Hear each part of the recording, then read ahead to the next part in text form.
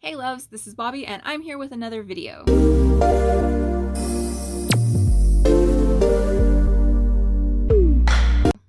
And this is going to be a tag video, which I'm very excited to do. I love doing tag videos. I was actually tagged quite a while ago, but I fell behind on videos, and then that is literally like the only excuse I have. I've been wanting to do this, so I'm very excited to do it now. I was tagged for this by the amazing Ashleigh over on Movieandbooksgirl. I will drop her link down below. This is for the reading habits tag. I loved this one. I loved her video for it. This is just kind of getting to know me as a reader and what kind of habits I have. So we aren't talking actual books here, but more of just me. So I'm excited. This sounds fun. So there are 11 questions, so let's get started. Number 1 is, do you have a certain place at home for reading? At home, not really. I tend to read in my room, like laying in bed. I tried to do the whole book nook thing where I had like my own little space. I had like a thing on the floor so I can sit, and yeah, I never really used it. I don't know, my back is not made to be sitting on the floor, even with like pillows and stuff. It just wasn't working.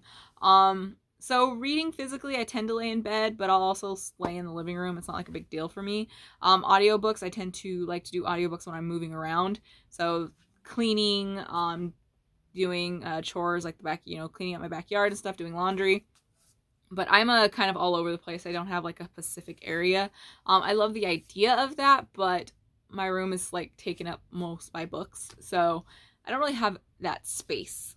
I feel like I want one. I had one, but I just didn't use it, so I sit on my bed. The second question is bookmarks or random pieces of paper. Wow.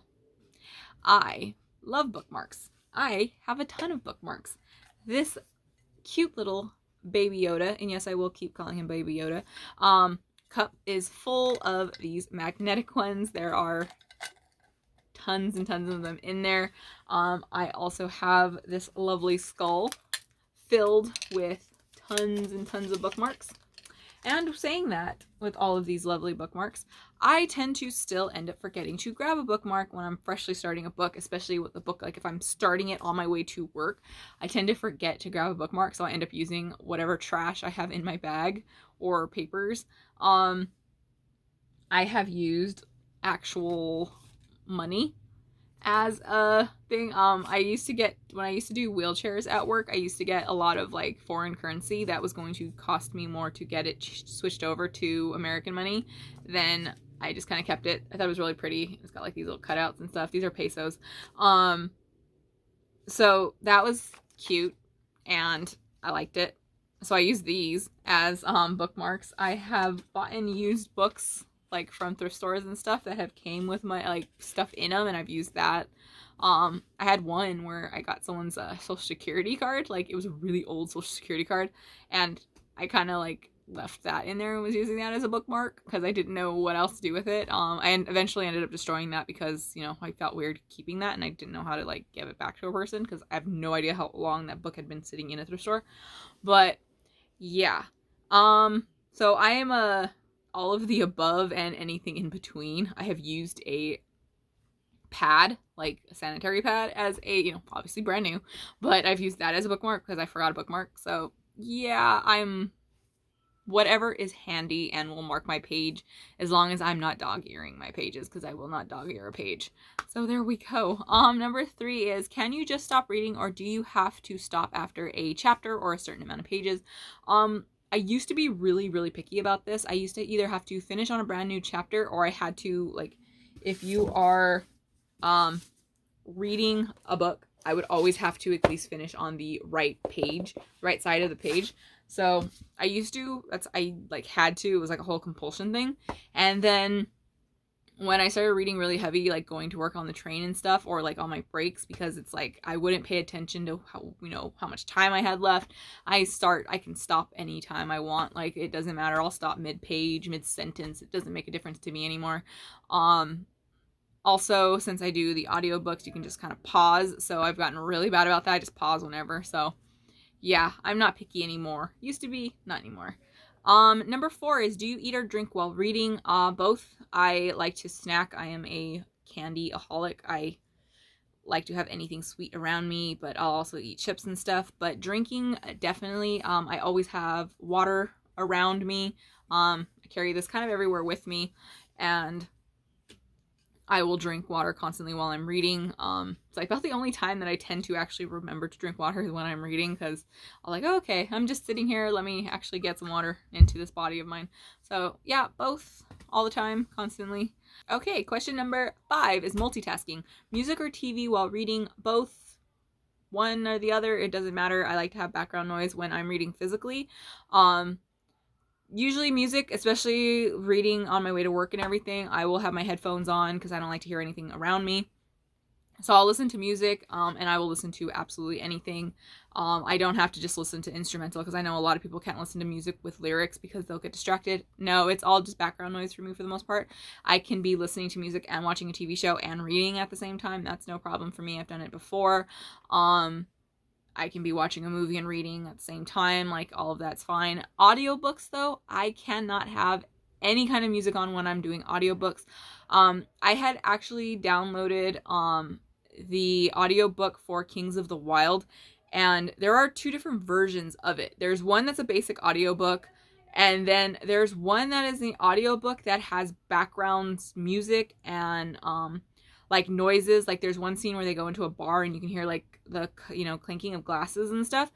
Holy shit, I could not focus. I kept getting distracted by the music and stuff. I cannot have any other noise when I'm doing an audiobook. I had to send that one back, and I had to get a refund for that, and then I just turned around and bought the regular audiobook. But yeah, I cannot have music on at all. I get distracted. My ADHD really gets, like, latches on to the other things. So that's like when I do audiobooks, I've mentioned it before, I have to be in a very certain set environment when I'm doing audiobooks, or if not, I will wander. Same thing is with the speed of an audiobook. I can only listen to 2 times speed. I can't listen to anything lower. I can go up to 3, but 2 is where I'm most comfortable at. Because anything slower than that, I feel like it's too, it just does not, like, I start wandering. So any kind of background noise with audiobooks, oh hell no. I was really, really surprised about that, because I've always been able to, like, I can watch a movie and have music playing in my, you know, in a headphone, and I'm fine. But audiobooks are a no-go. It just has to be the audiobook. But physical books, I can do a million different things while reading a physical book. Number 6 is one book at a time or several at once. I tend to always be reading 2 to 3 books at a time, 1 audiobook, and then 1 or 2 physical books, depending on what I'm reading. Like right now, I am listening to the audiobook for 1 book. I'm reading a physical book for a book club, so we're only doing so many chapters at once, and then I'll have another physical book that I'm actually reading once I finish the chapters for the the book club book. So yeah, I've always at most I used to do, even when I was just doing physical books, I used to read anywhere up to like 4 different physical books at a time. And also, I know a lot of people, when they do multiple books at a time, they have to have different genres. Like, they can't read like 3 fantasy books, because then they'll get confused. I can read 5 fantasy books at once and I'm fine. I've always been that way. I'm able to keep track. For someone that's as bad with names as I am, as you guys know, I never know the names of any, like, even current books I'm reading, I cannot tell you the names of characters because they just don't stick with me. I can stick with multiple plots. I know which, even though I don't know the characters' names, I know which character goes to what, so I will always be a multiple book at a time type of person.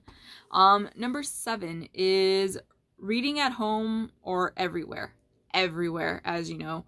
I read on my way to work. I read when I'm at work. I read if I'm at a doctor's appointment or somewhere. I will read on my phone. I have literally read books at a funeral and at a wedding. Yeah, I tend to just read absolutely everywhere. And then at home, I read a lot at home as well, as you know, but I do tend to like to kind of relax and watch TV and movies as well when I'm home. So it can be up in the air. I tend to read a lot more though when I'm out, especially at work, because I'm at work. But yeah, and my job is paying me to be able to listen to audiobooks, so I'm not going to complain. But yeah, so everywhere, home, I just like to read, so. Number 8 is reading out loud or silently in your head. silently, I guess. I tend to always. I don't know. I never really paid attention. I'll read out loud sometimes to myself, but not really. I've always preferred silent because usually I'll be reading, like I said, like at work and stuff, and I'm not going to be reading out loud. But I'm comfortable reading out loud. Like, it's not a problem for me. I know a lot of people will trip up when they're reading out loud, but I can read out loud fine. But I guess in my head is more often than not. Number 9 is, do you read ahead or ever skip pages? No. I know a lot of people like to skip to the end of like books and read the last page and then kind of go from there. I'm not like one of those people like, oh my god, that's sacrilege. Like, I don't care, you do you. But I don't really, I think the thing is that I won't skip ahead because 99.9% of the time I will be able to guess the ending to any book, movie, TV show. Like, I don't know, I've always been that way. I've mentioned it before. So I want to see if I'm going to be surprised more or less, so I don't skip ahead just for the fact that if I am like, okay, I was right, because mine is like the whole, okay, this is my guess, and then at the end I'm like, okay, I was right. But the whole initial actually like reading it, I'm trying to like, maybe I'm not right, maybe this author is going to be really clever about this and stuff. So I've never been one to skip ahead. It's not a big deal. I mean, I don't care if you do. Like, if I really want to know the ending, like if I'm not liking a book, I will skip to the end and see what the hell is happening. So yeah. I'm not really huge on like, oh my god, I don't want to be spoiled either. Like, that's not a thing. Like, I am never been like that. Like, certain things, like if I'm like really, really into it, maybe like I'll be okay, I don't want to be spoiled. But for the most part, I'm not one that cares about spoilers or anything. So I don't really care, I guess is what I'm saying. For number 10 is breaking the spines or keeping it new. I tend to like to keep my new, but if the spine does get messed up, I don't care. Like, I buy a lot of my books used, especially from thrift stores and stuff, so they come in very questionable, conditions. So I've never really cared. The only thing that gets me is like stains on pages, I guess is what would bother me when it comes to that. But actual like spines of book, I don't really care. It's not a big deal for me. I actually do like books that do have the spine. Like, when I buy them used, I tend to look for books that have like a broken spine if I'm not, familiar with the title, because that means like someone liked this enough to either reread it or be so into it that they have. But yeah, I don't really care. Beautiful, obviously they're beautiful new, but broken spines aren't a big deal to me. Number 11, which is the last one. Do you write in your books?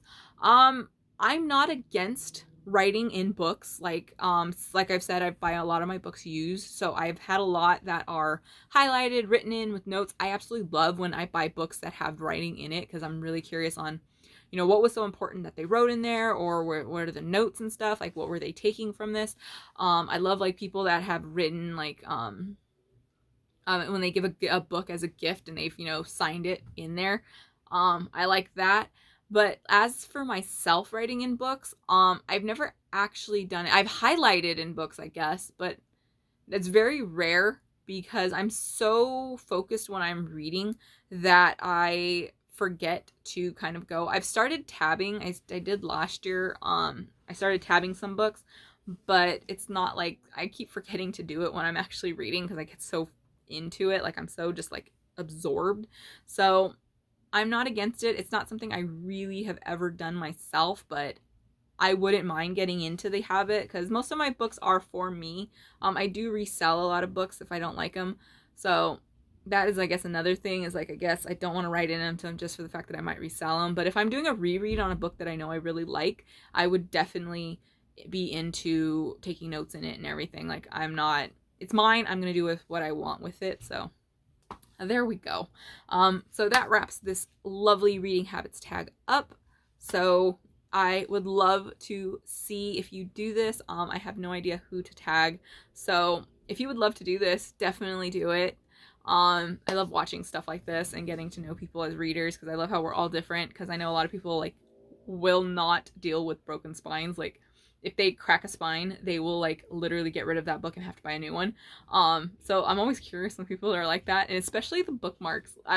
If you're not interested in doing this, let me know like how you are with bookmarks, like down below. Like, that's something I'm always interested in with people, because I have known people that will only use specific bookmarks for like certain genres. Like they have like that special bookmark, they always have to have a bookmark with them. And then I've known people that literally don't own a single bookmark because they just use whatever's laying around. So I'm really curious about some of these. If you want to answer any of these, if you love to do your own video, I'd love to see it. But if you'd love to answer any of these questions down below, I'd love to know. So there we go. That's what's what. As always, I'm Bobby, and I hope you guys have a wonderful day. So check in with you guys later. Bye, and happy reading.